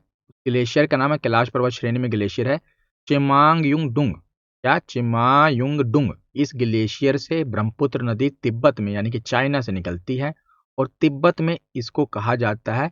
या पहले देखिए नदी कहाँ कहाँ बह रही है, बाद में देखते हैं कहाँ कहाँ जा रही है। तो तिब्बत से ये निकल रही है, ठीक, तिब्बत से ये निकल रही है, फिर भारत में प्रवेश करती है, अरुणाचल प्रदेश में आप देख रहे हो। फिर ये भारत में कौन कौन से राज्य में, अरुणाचल प्रदेश, उसके बाद फिर असम आ जाता है, असम में, फिर असम के बाद ये बांग्लादेश में चली जाती है, और बांग्लादेश के बाद बंगाल की खाड़ी में। तो किन देशों से गुजरती है? तो चीन, भारत और बांग्लादेश, 3 देश हो गए। और भारत के किन राज्यों से गुजरती है? तो अरुणाचल और असम, 2 राज्यों से गुजरती है। 2 ही राज्य हैं, अरुणाचल और असम। और इस जो नदी है ना, इसका अलग अलग नाम है, और नाम ही इतनी बार पूछ लिया गया है कि इसको बताओ तिब्बत में क्या कहते हैं, असम में क्या कहा जाता है, अरुणाचल में क्या कहते हैं, बांग्ला में क्या कहते हैं, बांग्लादेश में मतलब क्या कहते हैं। तो देखिए, तिब्बत में इस नदी का नाम है, ब्रह्मपुत्र नदी का नाम है यारलुंग सांगपो। कभी कभी खाली संगपो ही लिख देते हैं, और पूरा नाम है यारलुंग संगपो। फिर ये नामचा बरवा पर्वत है, आप देखोगे ये नामचा बरवा पर्वत है, हिमालय पर्वत श्रृंखला मैंने आपको बताई थी। तो ये इधर सबसे अपना क्या कहते हैं पूर्व की ओर है। यहाँ से ना ये नदी मुड़ जाती है, भारत में प्रवेश करती है और अरुणाचल प्रदेश में प्रवेश करती है। तो अरुणाचल में इसे दिहांग कहते हैं। क्या? दिहांग। फिर जब ये असम में प्रवेश करती है, यहाँ से देखिए ये असम, ये मतलब इतना अरुणाचल है मान लो।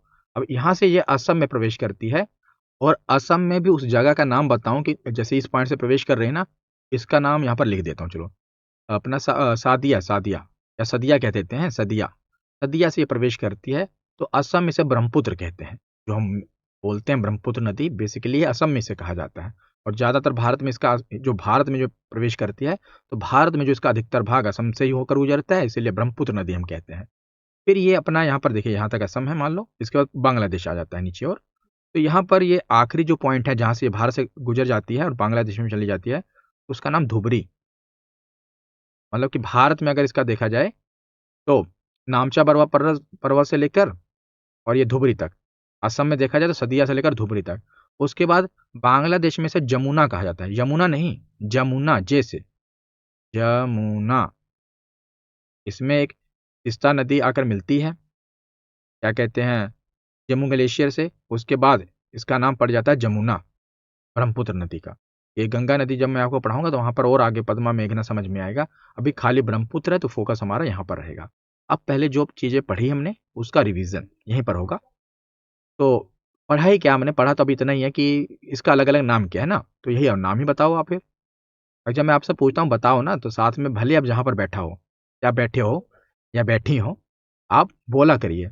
हाँ ठीक है, अब चलिए बताइए, तिब्बत में से क्या कहते हैं? अंदर अंदर नहीं, पूरा बोलिए। यारलुंग सांगपो, ब्रह्मपुत्र को। उसके बाद ये अरुणाचल प्रदेश में नामचा बरवा पर्वत से प्रवेश करती है। देखिए नामचा बरवा पर्वत और यहाँ पर सदिया, सदिया, यहाँ तक इसका नाम है दिहांग। नामचा बरवा पर्वत और सदिया तक इसका नाम है दिहांग, जो कि अरुणाचल प्रदेश के अंदर मतलब रहेगा, तो इसको दिहांग कहेंगे। और असम में ब्रह्मपुत्र नदी को क्या कहा जाता है? तो ब्रह्मपुत्र ही कहा जाता है। बांग्लादेश में क्या कहते हैं? तो बांग्लादेश में इसे जमुना नदी कहते हैं। बांग्लादेश में जमुना, तिब्बत में यालुंग सांगपो, अरुणाचल में दिहांग और असम में ब्रह्मपुत्र। अब आपको नाम में तो कंफ्यूजन नहीं है ना कि कहाँ पर क्या कहा जाता है। तो चलिए अब आगे पढ़ते हैं। अब चलिए अब आगे देखें। अब नाम हमने पढ़ लिया, अब इसकी जो सहायक नदी है, अब इसका भी वही सीन है। अब देखिए ये नदी किस ओर की बहकर आ रही है, ऐसे आ रही है, ऐसे आ रही है ना, ऐसे ऐसे ऐसे जा रही है। तो इसका दायां बायां आप समझो आप, क्योंकि अगर आप अपना मुख इधर करो, इस तरफ बह रही है नदी, तो ये वाला इसका दायां होगा राइट, और ये वाला इसका बायां होगा लेफ्ट। राइट और लेफ्ट हो गया ना, मतलब कि जो ऊपर वाली नदियां राइट और दाईं ओर से आ रही हैं। फिर इसका मैं आपको एक ट्रिक बताऊंगा, मैंने वीडियो में पहले भी एक बार ये ट्रिक बताई हुई है, यहाँ पर भी आपको बताऊंगा, आपको उसे चुटकियों से याद हो जाएगा इसकी सहायक नदियाँ। वो मेरी ही बनाई हुई ट्रिक है और बहुत आसान ट्रिक है, देखिए। तो चलिए पहले इसकी सहायक नदियाँ पढ़ेंगे, फिर ट्रिक ट्रिक बाद में देखेंगे। पहले तो समझो ना, ट्रिक तो बाद में देखा जाएगा। अभी इसी वीडियो में बताऊंगा, पहले पढ़ो। तो चलो पहले ऊपर वाला कवर करते हैं, राइट वाला, दाईं ओर से मतलब जो भी आ रही हैं। तो दाईं ओर से जो भी आ रही हैं उसमें हम शुरू करते हैं यहाँ से। सुबनसिरी नदी, जो कि आप देख रहे हो सबसे आकर मिल रही है पहले, सुबनसिरी। फिर है मानस, दूसरी। तीसरी है संकोशी, चौथी है संकोश नदी भी इसे कहते हैं। और चौथी है तिस्ता नदी, जो कि जम्मू कलिशर से आ रही है। तो तिस्ता ये बांग्लादेश में मिलती है जाकर, उसी के बाद इसका नाम जमुना पड़ जाता है। संकोशी, मानस, सुबनसिरी। फिर से बोलिए, सुबनसिरी, मानस, संकोशी, तिस्ता ब्रह्मपुत्र की सहायक नदी हैं। अब जो ये राइट ओर यानी कि दाएं ओर से आ रही हैं। अब बाईं ओर से ज़्यादातर बाईं ओर वाली पूछी भी जाती हैं। और मान लीजिए अगर आपको बाईं ओर वाली पता है, उसके अलावा फिर दाईं ओर वाली हैं, ये भी ऐसा भी याद कर लो। तो अपना दिबांग नदी, अब ये देखिए दिबांग नदी यहाँ पर आकर मिल रही है। लोहित नदी, धनसरी नदी, कपिली, ऐसे कोपिली भी कहते हैं, कपिल मुनि के नाम पर कहते हैं, इसका नाम पड़ा है तो कपिली भी कह देते हैं, कोपिली भी कह देते हैं। तो अपना और ये पद्मा मेघना, इधर वाला पद्मा जब इससे मिलती है तो मेघना बन जाती है। ये मैं आपको ना गंगा नदी तंत्र में पढ़ाऊंगा थोड़ा आपको, क्योंकि गंगा नदी से बहकर आ रही है, यहाँ पर आपको कन्फ्यूजन होगा। बस अभी आप इतना ही समझिए जो मैं आपको बता रहा हूँ। तो कपिली, धनसिरी, लोहित और दिबांग ये बाईं ओर से आकर मिलती हैं। और हाँ, यहाँ पर आप देखोगे ना कि लोहित नदी पर एक पुल बना हुआ है, ये वाला जो मैं रेड कलर का जो बना दिया इलेक्ट्रिसिटी वाला, यही इसे भूपेन हजारिका ब्रिज कहते हैं। आगे मैं इसको पढ़ाऊंगा भी इसी वीडियो में, पर इतना आप समझ लीजिए कि ये लोहित नदी में आप देख रहे हो ये ब्रिज बना है। और यहाँ पर ये वाला ब्रिज भी आप देखिए, बोगीबिल ब्रिज, इसी नदी पर बना हुआ है। ये अपना सुबनसिरी नदी मिलने से पहले और माजुली द्वीप के बाद ये बोगीबिल ब्रिज बना हुआ है, ये भी मैं आपको अभी पढ़ाऊंगा। और माजुली द्वीप पासी घाट है असम में, यहाँ पर एक द्वीप बना हुआ है। नदियाँ क्या करती हैं, मैंने आपको बताया, अपने साथ मिट्टी गाद लेकर आ रही हैं, अब लाकर एक जगह मान ली इकट्ठा कर दे रही हैं, तो एक जमीन बन जा रही है, वहाँ पर एक द्वीप बन गया, तो ये माजुली द्वीप, ये वाला अब एक जिला बन चुका है, इतना बड़ा ये द्वीप है माजुली द्वीप। तो बाईं ओर से कौन कौन सी नदियाँ आ रही थी, अब वहीं पर आइए दोबारा। तो अगर आप देखोगे, एक तो दिबांग नदी है, दी बांग, मैंने दी लिख लिया। दूसरी कौन सी पड़ी थी, ये देखिए लोहित, इसका ला लिख दिया। तीसरी कौन सी थी, धनसिरी, इसका धा लिख दिया। चौथी कौन सी थी, कपिली या कोपिली, इसका का लिख दिया। और आगे तो कोई नहीं है ना, बाएं ओर से ये मुख्यतः यही चार है, बाएं ओर से। तो इसको अगर आप जोड़ो तो क्या बनता है, दिल धक। दिल धक बन रहा है कि नहीं, क्योंकि ब्रह्मपुत्र नदी इतनी बड़ी नदी है ना भैया। गंगा नदी भी ठीक है, बड़ी नदी है, लेकिन ब्रह्मपुत्र बहुत चौड़ी नदी है। इसको देखकर इसका अगर कहते हैं कि गंगा नदी में तैरना आसान है, लेकिन ब्रह्मपुत्र नदी में तैरना आसान नहीं है। ब्रह्मपुत्र नदी में स्विमिंग कोई करता आपको नहीं दिखेगा, बहुत ही मतलब कि बहुत इसका एक तो वेग, उसका जल प्रवाह बहुत तेज होता है कि आदमी देखकर उसका दिल धक धक होने लगता है। और इससे आप ट्रिक से याद रखोगे, आपको कि ये कैसी बकवास ट्रिक है, दिल धक, इसे कैसे याद होगा। तो पहले तो ये अल्फाबेट मतलब पहले पहले अक्षर है दिल धक, एक साथ याद हो जाएगा आपको कि ग्रुप बन गया कि हाँ ये नदियां। अब आपको ये कैसे पता लगा कि बाईं ओर है कि दाईं ओर। अब आपके सीने में दिल धड़क रहा है, हाथ लगाइए, देखिए किस ओर है, दाईं ओर है कि बाईं ओर है। तो आप कहोगे बाईं ओर है, तो बस ये भी बाईं ओर है। अब हुआ ना आसान। अब बाकी जो नदियां फिर वो दाईं ओर है। अब जब भी क्वेश्चन आएगा, दिल धक, आपको ग्रुप याद आएगा, दिल धक हो रहा है, आपको भूल जाए मान लो कि दाईं ओर बाईं ओर, तो आपके सीने में तो दिल है ही है, वो हमेशा के लिए रहेगा। तो बाईं ओर धड़क रहा है, तो बाईं ओर से ये नदियां अगर मिल रही हैं, है ना आसान ट्रिक। ये मैंने जब मैं पढ़ रहा था तब मैंने ये अपने आप से ये ट्रिक बनाई थी याद रखने के लिए, और बहुत इसका मुझे फायदा हुआ था दिल धक वाली ट्रिक का। तो चलिए, अब हमने पूरा नदी का पढ़ा, ये अपना ब्रह्मपुत्र नदी का पढ़ लिया। अब इसकी सभी सहायक नदियां आपको पढ़नी नहीं है, मतलब इंपॉर्टेंट नहीं है, लेकिन जो भी इंपॉर्टेंट है चलो उसके बारे में पढ़ ही लेते हैं। पहले तो ब्रह्मपुत्र नदी तंत्र का जो भी हमने पढ़ा, अब यहाँ पर नोट्स हैं उसके, तो चलिए रिवीजन करते हैं। उद्गम, तो ग्लेशियर, तो चिमांग युंगडुंग ग्लेशियर से ये निकलती है। लेकिन मैंने कहा कि जो भी सीरीज चल रही है, पूरी अपडेट, जो भी एकदम अपडेटेड आजकल जो भी रिसर्च वगैरह हो रही है, जो भी भूगोल वैज्ञानिक इसके बारे में कहते हैं, मैं पूरा आपको पढ़ाऊंगा। तो आधुनिक शोधों में ना आंगसी ग्लेशियर इसका स्रोत माना जाता है। हेमांगड्यूंग ग्लेशियर के पास ही है आंगसी ग्लेशियर, वहां से माना जाता है कि ये नदी निकल रही है। लेकिन ज्यादातर किताबों में मैंने आपको बताया कि अभी वही पुराना वाला ही मेंशन है, चिमांगयुडुंग। और लेकिन अभी जो एकदम मॉडर्न है, उसके हिसाब से जो अभी रिसर्च वगैरह आई है, उसके हिसाब से आंगसी ग्लेशियर से ये निकलती है। तो मैंने आपको दोनों दे दिए। परीक्षा में कभी भी ऐसा नहीं होगा कि दोनों ही ऑप्शन में आ जाएं। परीक्षा में अगर दोनों ही ऑप्शन में आएंगे तो आंगसी ही सही होगा, ठीक, क्योंकि अगर एग्जामिनर डाल रहा है तो समझ लीजिए किसका उसने एकदम मॉडर्न वाला डाला है, एकदम नया वाला। अगर वो आंगसी नहीं डाल रहा फिर तो चिमांगयुंगडुंग ही सही होगा, समझ गए आप। लेकिन मैंने आपको बता दिया कि आंगसी ग्लेशियर अब जो आधुनिक शोध है उनके अनुसार है।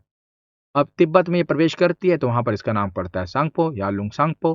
फिर ये भारत में प्रवेश कब करती है, तो अरुणाचल प्रदेश में नामचा बरवा जो पर्वत है उसके पूर्वी हिस्से से, पूर्वी चोटी से ये मुड़ जाती है, और वहाँ पर फिर एक गोर्ज बनाती है, खड्डा बनाती है, तो उसी की ओर अंदर से बहती हुई भारत में आती है यांग्याप दर्रे से, और भारत के अरुणाचल प्रदेश में प्रवेश करती है। वहाँ फिर इस नदी को दिहांग कहते हैं, दिहांग और सियांग भी कहा जाता है।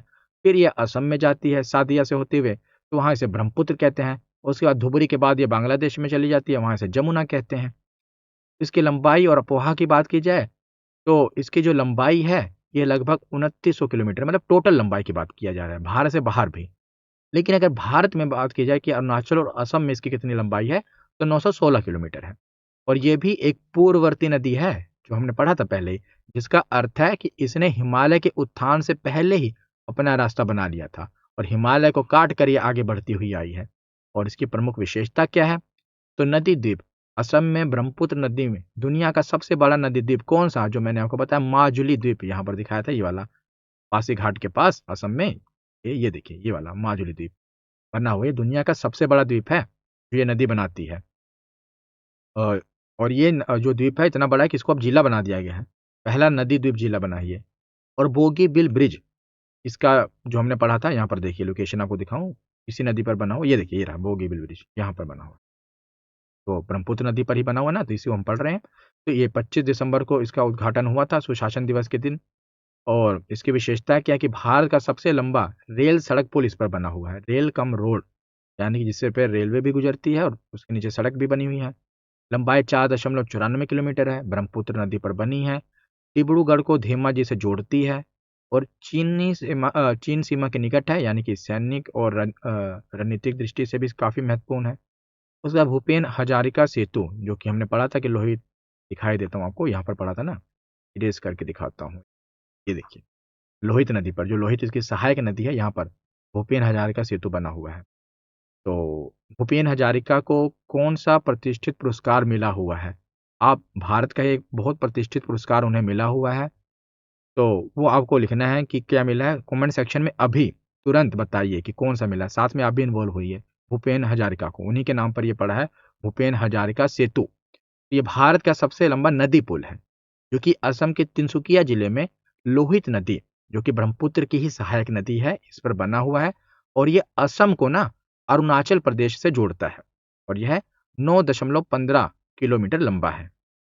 और इसके तट पर प्रमुख शहर बसे हुए हैं, कौन से? ब्रह्मपुत्र नदी के तट पर एक तो डिब्रूगढ़, दूसरा तेजपुर और तीसरा गुवाहाटी। गुवाहाटी में आपको पता है यहाँ पर कामाख्या मंदिर भी है, तो ये भी इसी नदी किनारे है। तो डिब्रूगढ़, तेजपुर और गुवाहाटी इस ब्रह्मपुत्र नदी के तट पर बसे हुए शहर हैं। और दाहिना तट और बायां तट मैंने यहाँ पर लिख भी दिया कि दाईं ओर से कौन सी मिलती हैं। तो सुबनसिरी, मानस, कामेंग, संकोच, तीस्ता बाईं ओर से, तो दिबांग, लोहित, धनसिरी, कोपिली, दिल धक बाईं ओर से है। तो अब इसकी जो कुछ सहायक नदियां हैं ना, जो कि इंपॉर्टेंट है, उनके हम देख लेते हैं। मानस नदी, तो मानस नदी का जो उद्गम होता है ये तिब्बत हिमालय से, यानी कि भूटान से होते हुए होता है। इसका जो मुहाना है, मतलब कहाँ से नदी ये निकल रही है, अभी सहायक नदी हम पढ़ रहे हैं, ये वाली मानस नदी, ये अपना ये वाली जो इंपॉर्टेंट है वही पढ़ूंगा, अब आपको यहाँ पर बताऊंगा, बाकी ज़्यादा नहीं। तो कहाँ से निकलती है? तिब्बत हिमालय से, भूटान से होते हुए। फिर कहाँ पर? मुहाना, मतलब समझ रहे हो ना, जहाँ पर जाकर समा जाती है। तो असम में, असम के पास ब्रह्मपुत्र नदी में जाकर मिलती है। सभी नदी ये वाली जो इसकी सहायक नदी ब्रह्मपुत्र की है, तो ब्रह्मपुत्र में ही जाकर मिलेगी कहीं ना कहीं पर। तो असम में जोगी घोपा जगह पर ये जाकर मिलती है। और यह भूटान की सबसे बड़ी नदी प्रणाली है, मानस नदी। यह नदी मानस नेशनल पार्क इसी नदी के मध्य से प्रवाहित होता है। यह नदी मतलब जो नेशनल पार्क है, मानस नेशनल पार्क के मध्य से ये नदी प्रवाहित होती है। अब मैंने पता नहीं क्या पहले बोल दिया, उसके मध्य से प्रवाहित होती है। तो सुबनसिरी नदी, ये भी ब्रह्मपुत्र की ही सहायक नदी है। इसकी विशेषता क्या है कि ये ब्रह्मपुत्र की सबसे बड़ी सहायक नदी है। जल की मात्रा के आधार पर ये सबसे बड़ी सहायक नदी है सुबनसिरी ब्रह्मपुत्र। इसका उद्गम भी तिब्बत हिमालय से होता है, और ये असम में जाकर मिल जाती है किससे? तो ब्रह्मपुत्र से ही मिलेगी जाकर। और कौन सी जगह पर? तो लखीमपुर। अब तीस्ता नदी, तो इसका उद्गम चुलामू झील, सिक्किम की में झील है ये चुलामू झील। और मतलब एक ही झील से नहीं, इसका जो तीस्ता नदी है ना, 2-3 झीलें हैं, वहां से इसका पानी आता है, जैसे चुलामू झील, पाहुनरी या जेमू ग्लेशियर कहते हैं। ग्लेशियर पिघल कर ही पानी झीलों में आता है, वहीं से ये नदी बन रही है। तो चुलामू झील आ जाए, पाहुनरी या जेमू, सब सही है, सिक्किम में है सब। और इसका मुहाना कहाँ पर जाकर ये समा जाती है? तो ये तीस्ता नदी ना बांग्लादेश में, ब्रह्मपुत्र को वहाँ जमुना कहते हैं, तो जमुना में जाकर समाती है फुलछड़ी नामक स्थान पर। सहायक नदियाँ इसकी रंगपो और रंगीत हैं, तीस्ता नदी की। और इसके तट पर ना कमिलपोंग और जलाई पगुड़ी स्थित है, जो कि प्रमुख शहर है। और ये नदी रिवर राफ्टिंग के लिए प्रसिद्ध है। और इस नदी की एक और खासियत है, पहले ये जो नदी थी ना, ये गंगा की सहायक नदी हुआ करती थी, गंगा नदी की। लेकिन एक बाढ़ आई 1787 में। बाढ़ के बाद क्या हुआ कि इसने अपना रास्ता ही बदल लिया, और ये गंगा की सहायक नदी थी, लेकिन अब मार्ग परिवर्तन के बाद अब ये ब्रह्मपुत्र की सहायक नदी हो गई है।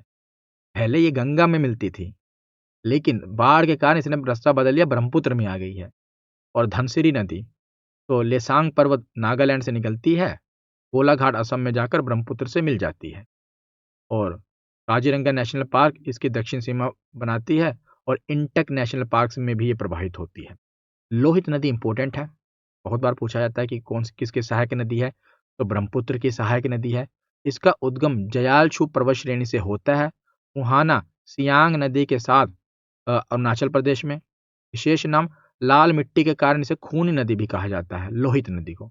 और भारत का सबसे लंबा नदी पुल भूपेन हजारिका सेतु इसी नदी पर बना हुआ है, जो कि ढोला और सादिया को जोड़ता है। और किबिथु शहर भी इसी के तट पर है, बहुत इंपॉर्टेंट है। और सारे important point, exam oriented points मैंने यहाँ पर लिख दिए। दिबांग नदी, ये मिसमी हिल से निकलती है और सदिया असम के पास इसका मुहाना है। और महत्वपूर्ण तथ्य ये है कि अभी इस पर दिबांग और लोहित के सियांग से मिलने के बाद एक संयुक्त धारा को ब्रह्मपुत्र के नाम से जाना जाता है। तो दिबांग घाटी में भारत की सबसे बड़ी जल विद्युत परियोजना अभी प्रस्तावित है, अभी बनी नहीं है, प्रस्ताव आया हुआ है, तो मैंने पहले ही आपको बता दिया। अब संकोशी नदी या संकोश नदी भी इसे कहते हैं, ये उत्तरी भूटान से निकलती है और भारत में ब्रह्मपुत्र से जाकर मिल जाती है। इसके कुछ अन्य नाम है, भूटान में इसे पुना सांगचू, स्वर्णकोश और गदाधर इसे भारत में कहते हैं। अन्य नाम है लेकिन संकोशी आप समझिए। भूमिका इसकी असम और पश्चिम बंगाल के बीच ये सीमा बनाती है। तो यह सांस्कृतिक विभाजक भी माना गया कि असम और बंगाल के बीच में एक नेचुरल बॉर्डर बनाती है ये। और भूटान में पुनाखा जोंग एक प्रसिद्ध मठ है, इसी नदी के संगम के पास स्थित है। आप देख रहे हो, एक सहायक नदी की भी मैंने सारी इंपॉर्टेंट इन्फॉर्मेशन आपको दे दी है, कि चाहे एग्जाम का कोई भी लेवल हो, आपसे दूर नहीं है। आप अगर इसको वीडियो को देख रहे हो तो इसके पीछे बहुत मेहनत लगती है मेरी। मैं जो भी प्रीवियस ईयर क्वेश्चन है पहले उनको देखता हूँ कि आजकल प्रश्न क्या बन रहे हैं, कहाँ से बन रहे हैं, उनको इन्वॉल्व करता हूँ। आजकल रिसर्च में क्या आया है कि इसके बारे में कुछ बदलाव हुआ है, वो डालता हूँ, तब आपको पूरा ये टॉपिक देता हूँ। तो इसके बाद अब आगे चलें। तो देखिए भैया, पूरा अब टॉपिक खत्म हो चुका है, कथा पूरी हो चुकी है समाप्त। अब समय है प्रसाद का। तो अब चलते हैं प्रीवियस ईयर क्वेश्चन पर। तो सबसे पहला प्रश्न है कि सिंधु नदी के संदर्भ में आपको निम्नलिखित कथनों पर विचार करना है। चलिए विचार करें। पहला कथन है कि यह कैलाश श्रेणी के उत्तरी ढलानों में पोखरचू ग्लेशियर से निकलती है। तो क्या ये कथन सही है? तो जी बिल्कुल, ये कथन सही है, ये पोखरचू ग्लेशियर से निकलती है। भारत में यह केवल लद्दाख केंद्र शासित प्रदेश से होकर बहती है, सिंधु नदी। तो क्या ये कथन सही है? तो ये भी कथन सही है। लेह शहर सिंधु नदी के बाएं तट पर स्थित है। तो क्या ये कथन सही है? ये कथन गलत है। क्योंकि जो लेह शहर है ये सिंधु नदी के दाईं ओर है, बाईं ओर नहीं है। और सिंधु मानसरोवर के पास मैंने आपको बताया था, बुखारचू से ही निकलती है और केवल लद्दाख से ही गुजरती है। तो पहले दो कथन सही हैं, तीसरा कथन गलत है। पूछा क्या गया है कि कौन सा कथन सही है, तो सही तो पहला दूसरा है, यानी कि ऑप्शन ए इसका सही जवाब होगा कि केवल 1 और 2। तो अगला प्रश्न है कि सिंधु जल समझौते के अनुसार किन 3 नदियों के पानी पर भारत का पूर्ण नियंत्रण है? तो ऊपर वाली जो 3 नदियां हैं पाकिस्तान, नीचे वाली भारत। तो ऊपर सिंधु, झेलम, चिनाब, तो ये तो पाकिस्तान का। व्यास, रावी, सतलुज भारत का था ना, तो रावी, व्यास, सतलुज, तो ऑप्शन बी इसका सही जवाब होगा। अब अगला प्रश्न है कि चिनाब नदी का उद्गम किन दो धाराओं के संगम से होता है? तो चिनाब को चंद्र और भागा, ऑप्शन बी। अब अगला प्रश्न है कि सिंधु नदी तंत्र की एकमात्र नदी कौन सी है जिसका पूरा प्रवाह यानी कि उद्गम और अंत केवल भारत में है? तो ये है भैया व्यास नदी, जो कि भारत में ही निकलती है और भारत में ही समा जाती है। पंचनद नदियां, यानी जब पांचों नदियां मिल जाती हैं तो ये सिंधु के किस स्थान पर आकर मिलती हैं? ये मिलती हैं पाकिस्तान के मिठानकोट में आकर। तो ऑप्शन अपना सी सही होगा ना। अब आगे चलें। अगला प्रश्न है कि भाखड़ा नांगल परियोजना किस नदी पर स्थित है? तो जो भाखड़ा नांगल परियोजना है ये अपना सतलुज नदी पर। तो ऑप्शन सी इसका सही जवाब है, सतलुज नदी। अगला प्रश्न है कि ब्रह्मपुत्र नदी को तिब्बत में सांगपो कहा जाता है, अरुणाचल प्रदेश में प्रवेश करते समय इसे किस नाम से जाना जाता है? तो जैसे ही ये अरुणाचल प्रदेश में प्रवेश करती है इसे दिहांग या सियांग कहते हैं। तो ऑप्शन बी इसका सही जवाब होगा। अगला प्रश्न है कि ब्रह्मपुत्र नदी किस पर्वत शिखर के पास यू टर्न लेकर भारत में प्रवेश करती है? तो यहाँ पर पर्वत था, वहां से यू टर्न लेकर भारत के अरुणाचल प्रदेश में आती है, उसका नाम है नामचा बरवा। ऑप्शन सी इसका सही जवाब होगा। अगला प्रश्न है कि ब्रह्मपुत्र नदी को बांग्लादेश में किस नदी से नाम से पुकारा जाता है? तो बांग्लादेश में इसे कहते हैं जमुना, ऑप्शन सी। अगर हम सभी नदियों का देखें तो सबसे ऊपर तो सिंधु थी ना, सिंधु बाद झेलम, चिनाब, हमने पढ़ा था झेलम, चिनाब, उसके बाद रावी था, रावी के बाद व्यास था, सबसे नीचे सतलुज था। झेलम, जैसे भी मैंने आपको कहा था हो नहीं पा रहा, जेसीआर था, तो झेलम, चिनाब, रावी, व्यास, सतलुज, उसके ऊपर सिंधु। लेकिन यहाँ पर कौन सी पूछी गई है? अच्छा, यहाँ पर 4 ही नदियाँ दी गई हैं।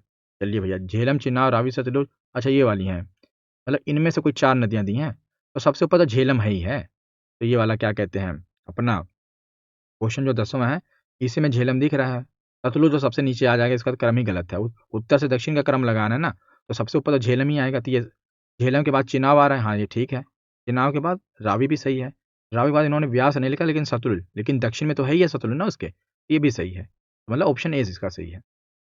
अब अगला प्रश्न है कि निम्नलिखित मिलान पर विचार करो, नदी और उसके प्राचीन नाम। तो चिनाब को अस्कनी कहते थे, रावी को परुशनी, व्यास को विपाशा। इसमें से कौन सा सही सुमेलित है? तो इसमें से मतलब सही बताना है आपको। तो ये तीनों नदियों में ना, इसके सही नाम ही है मुझे लगता है। लेकिन हाँ ठीक है, 1 और 2 और 3 तीनों सही हैं। चिनाब को अस्किन ही कहते थे, रावी को परुशनी ही कहते थे, व्यास को विपाशा ही कहा जाता था, है ना? तो इसका सही जवाब होगा 1, 2 और 3।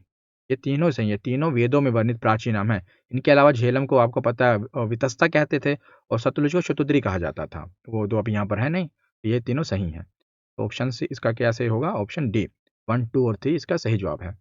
अब अगला प्रश्न है कि हरिके बैराज किन 2 नदियों के संगम पर स्थित है? तो जो हरिके बैराज है आपको पता है, ब्यास और सतलुज, वहाँ से फिर निकलती है इंदिरा गांधी नहर। तो ये रहा, नहीं कहाँ, ये रहा, ऑप्शन बी होगा इसका, ब्यास और सतलुज। अब अगला प्रश्न है कि मानस नदी किसकी सहायक नदी है और किस देश से भारत में आती है? तो जो मानस नदी है, ये अपना अपना ब्रह्मपुत्र की सहायक नदी तो पता, अच्छा यहाँ पर यही दिया हुआ है ब्रह्मपुत्र, तो चलो देश तो भूटान। जब यही है कि ब्रह्मपुत्र की सहायक नदी है गंगा, सिंधु, अच्छा यहाँ पर एक और ब्रह्मपुत्र है, लेकिन म्यांमार से तो नहीं आती, भूटान से आती है। तो ऑप्शन बी इसका सही जवाब होगा। मानस नदी भूटान की सबसे बड़ी नदी प्रणाली, मैंने आपको पढ़ाया भी था, और जो असम में आकर ब्रह्मपुत्र से मिल जाती है। अगला प्रश्न है कि तुलबुल परियोजना किस नदी और किस राज्य से संबंधित है, या राज्य केंद्र शासित प्रदेश यूटी।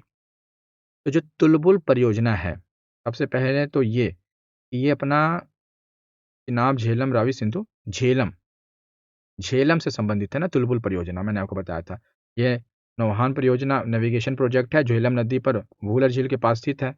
और चिनाब पर क्या कहते हैं, अपना जो चिनाब नदी है, इस पर बगलिहार, दुल्हस्ती, ये परियोजनाएं प्रसिद्ध हैं। तो ये सही है तुलबुल वाला झेलम।